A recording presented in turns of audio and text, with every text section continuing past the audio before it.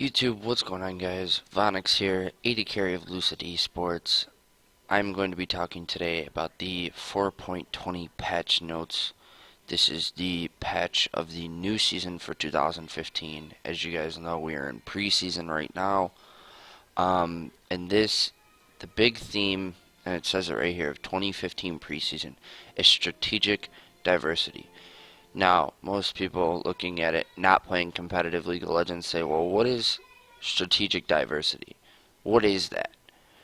Strategic diversity is you go from being, you could play a poke composition to playing an all-in composition and, be able to fix problems around it. And now, it's completely different. Your jungler needs to know what smite item he's going to use, what new jungle item he's going to use, when he's going to be able to gank, knowing where his jungler is so he can counter gank, because counter ganking now is going to be the strongest thing in jungle. If you can counter gank, that means that you're resetting the timers on your opposing jungler, and he will not be able to jungle at all. He literally will be so underleveled, he'll practically be useless. He won't be able to do anything. This is the season of the new Summoner's Rift. It's huge in the jungle, that's really all it is. Recommended items have been changed depending on if you have smite or not. Stat gains are now 168 of the base stat buff on all champions except attack speed, because if you were to do 168% on attack speed, it'd be crazy.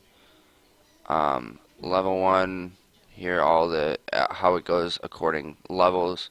I will link the patch notes in the description below so you guys can go and look through. So you guys will be able to see it. Mana regen has not really touched the AD carries at all. I'm going to talk more about the AD carry stuff and how it's really going to affect us. I will touch on the other champions. Kalista is the new champion. I do not play Kalista myself. I will not play Kalista. I don't usually play new champions. The only one that I did play for a good little bit was Gnar, when I was just screwing around, and because it was preseason I didn't quite care. So I played Gnar. He's extremely strong. Kalista I don't find as strong until you get late game. The only one thing that is good about her is that you can throw another champion and be able to use them. That's about it though. I don't really find her all that useful. Maokai had nothing touched to him.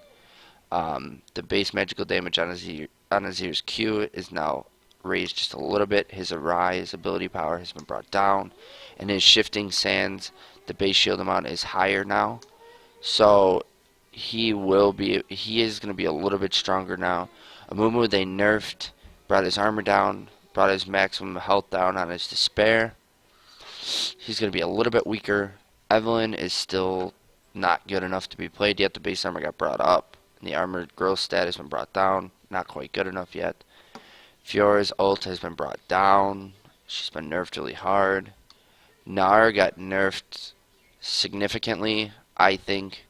I think for sure that he got nerfed significantly. And you really can see it. In solo queue, you do not see him get played at all anymore. He's literally just gone. Heimerdinger not even going to touch on. There's no reason to. He just is a champion that you can throw in a cheese comp. If that, he's more of a solo queue carry. Katarina's ult has been nerfed significantly, I think. As you can see, you don't really see her anymore. Kha'Zix wasn't really touched. The cooldown was just brought up a little bit on his W. He still is going to be extremely viable. Base armor is brought down on Lee Sin. Same as the base health regen.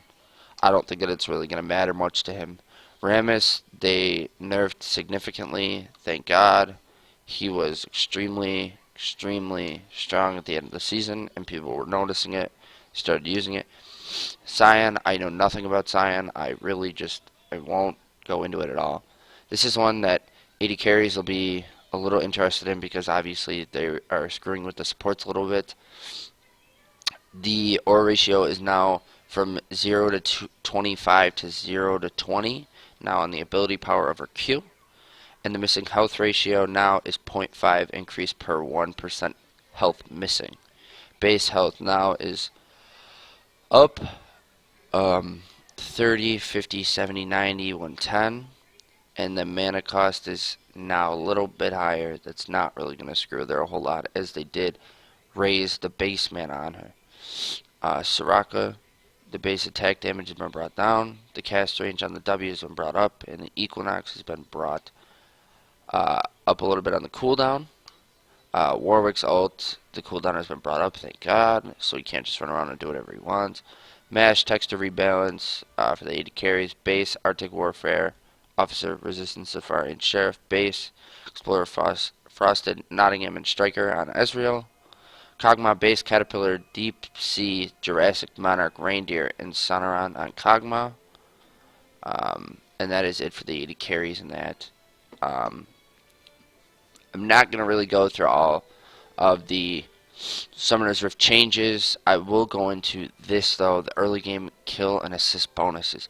Now, instead of 75% of base reward for 2 minutes, scaling up to 100% at 4 minutes, it's 100% value at all times. So if you get a kill at level 2, you're getting 100% of the value. Now your assist, 25% until 90 seconds. So you need to make sure as an AD carry that you lock in that kill. Don't let a support take it. Don't let a jungle take it. You need it.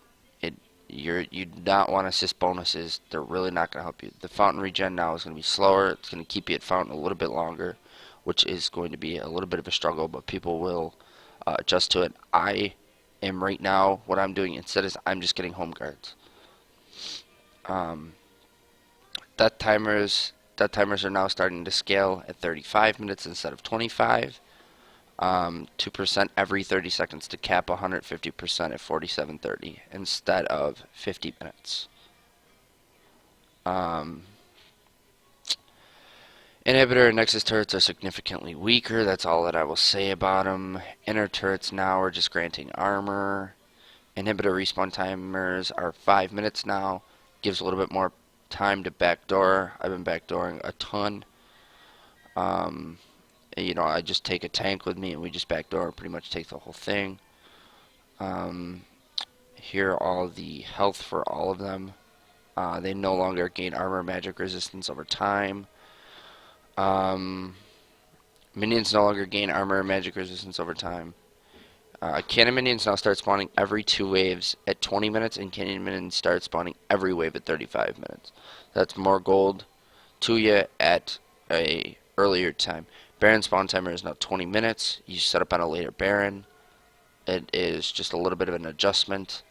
Baron rewards are just Baron rewards. You know, they're the same thing. Just, you know, always a huge thing to make sure that you have. If you can get one. Dragon rewards, here they are. 1 stack is 8 total attack damage and ability power. 2 stacks, 15% damage to minion and monsters. Dragonflight 3 stacks, 5 movement speed, 15 damage to turrets and buildings on the 4th stack and the 5th stack. Doubles all other bonuses, and your attacks burn enemies for 150 true damage over 5 seconds, last 180 seconds. If you get 5 dragons, you should not lose a game. You really shouldn't. You really should not lose a game. If you lose a game with 5 dragons, you better tell them GG, because they definitely outplayed you and out-rotated you. It really, you should not lose with 5 dragons. Here are the new jungle items. I won't go into them. I'll leave a jungler to do that for you guys.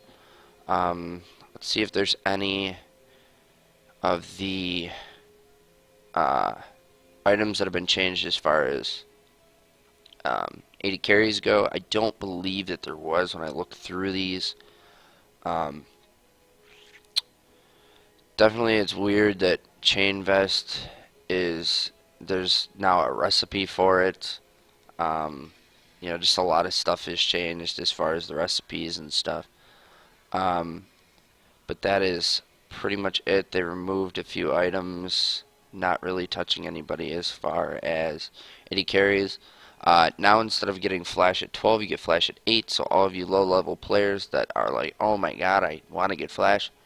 If you're level 8, you have it. Unfortunately, you have to wait a little bit longer to get smite now, which is level 10. But what are you gonna do? That's what's gonna happen.